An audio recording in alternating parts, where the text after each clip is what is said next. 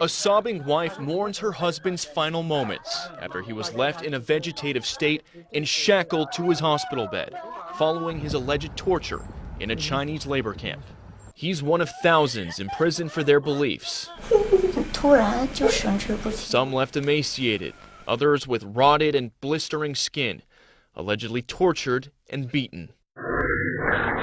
Now, Fox 11 is being taken inside those Chinese labor camps with undercover footage never seen before, revealing what life is like for political prisoners, filmed by those willing to risk everything. If the government knew I filmed those videos, I wouldn't be here with you. My life would be gone. And one distraught California family is fighting back. They say their loved one was tortured and killed in a Chinese labor camp almost 20 years ago. Her body still being held by the camp to this day, and they're going directly to the source to get it back.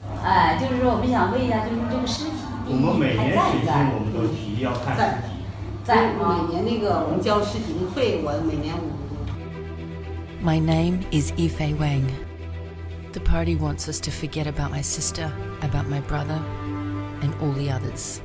The family's ordeal, now the subject of a soon-to-be-released explosive documentary. We have undercover footage that they have really taken great risks to get out of China, and this is something that you don't see every day.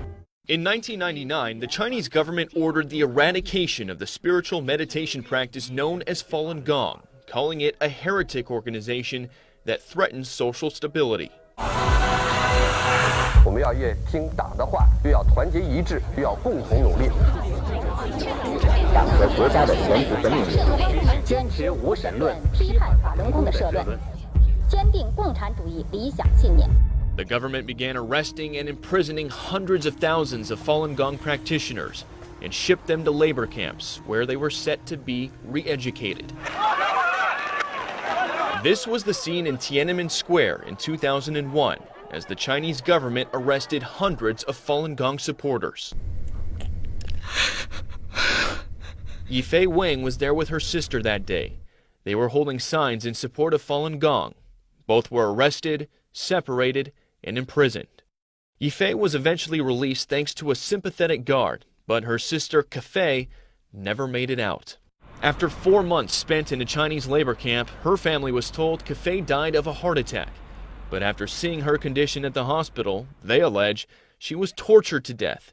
And almost 20 years later, they believe her body is still being held by the labor camp. In 2015, Yifei's husband Gordon traveled to China and visited the women's labor camp where Kafei died. He filmed undercover video and waited an hour and a half to meet with the new labor camp director. 不是你刚才说这些，刚才你说就想看尸体和其他，我可以说，如果你说不是迫害致死，你说这些证据，你就说15年。这简单一句话，这个一句话就是他不是正常死亡。 The family ended up leaving the camp empty-handed, but Gordon tells Fox 11 he will never stop trying. 最后找出来。 I wanted to get the truth out about Kafei's death, and I wanted to get her body released. The ordeal has been a burden on Yifei and the family over the years. At the mention of her sister, she becomes emotional as she reminisces. 实际我是不太敢想。 I can't even think about her, because when I do, it always breaks my heart. I think about when we were young and would play together. She was a brilliant girl. Ming Yu is a friend of the family. He was also in prison for supporting Falun Gong. I was a very successful businessman. I had a clothing factory. I employed over 100 people.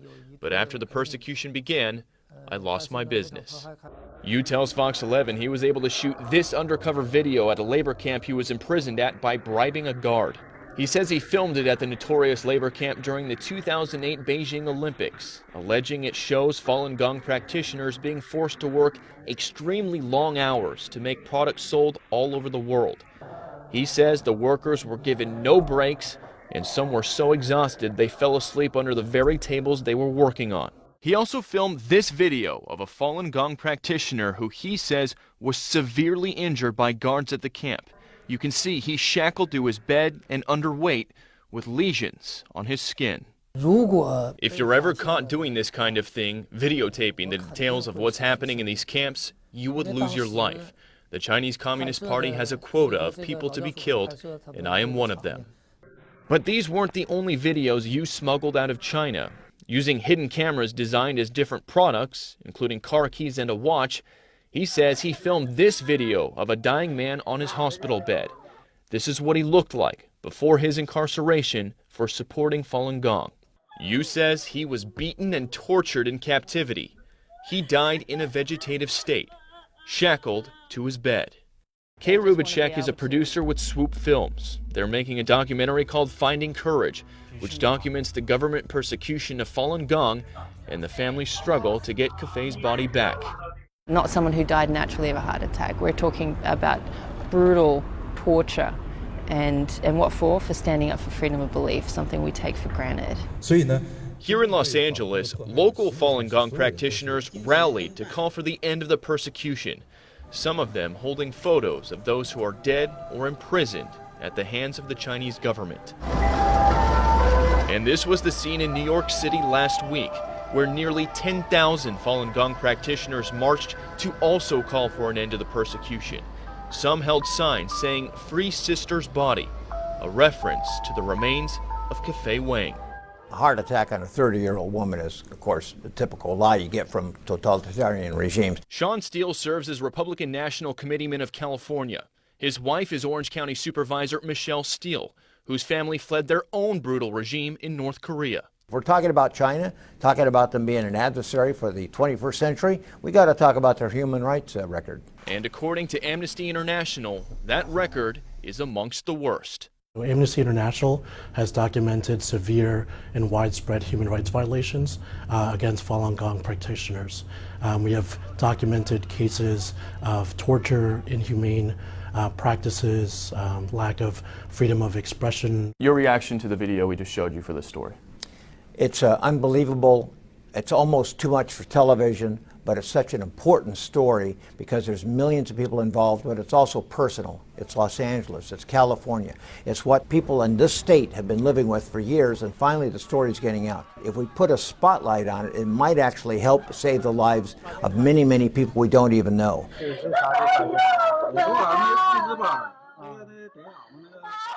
And Sean Steele says he is a hardcore human rights advocate, and he went on to tell us that he does plan to make the Trump administration aware of the ongoing persecution of Falun Gong in China, as well as the ongoing situation with Kafei Wang's body. Now, he also told us he will be making a presentation on this specific subject at the Republican National Committee next spring. We did reach out to the Chinese embassy in Washington, D.C. for a comment in response to this story, but as of tonight, we have not heard back from them. Guys? And Sean Steele is in communication with the president himself. Yep. Falun Gong, a lot of our viewers probably have never heard of this before. I'd never heard of it before. What is it about it that is, one, so scary for China, and two, so great that these people are risking everything to practice it? So there are tens of millions of Falun Gong practitioners in China. What is it exactly? You saw the people kind of doing the stretches. It's basically spiritual meditating and a sense of bettering yourself through spirituality. And why does the Chinese government have a problem with it? Again, there are tens of millions of them. They're very well organized. They've held protests before because of these crackdowns, and the government doesn't like that. They see it as a threat to their power, even going as so far as to call it a menace to society. So it's really just, they're threatened by them. There's so many of them. At one point, years ago, they actually outnumbered the Communist Party. So for the family of the sister, they want her body back because it's been almost 20 years. Yeah, you would think, you know, what do they expect to get if they do get the body back? Yeah. What they're hoping to do is have a formal funeral for her, and more importantly, they want an autopsy. Again, the camp told her, or they told the family that she died of a heart attack at around 30 years old. The family doesn't believe that. They saw her at the hospital. They want an autopsy. They want to check for blunt force trauma on her bones, that sort of thing. Eye-opening reporting. Bill Maluzhin, thank you very much.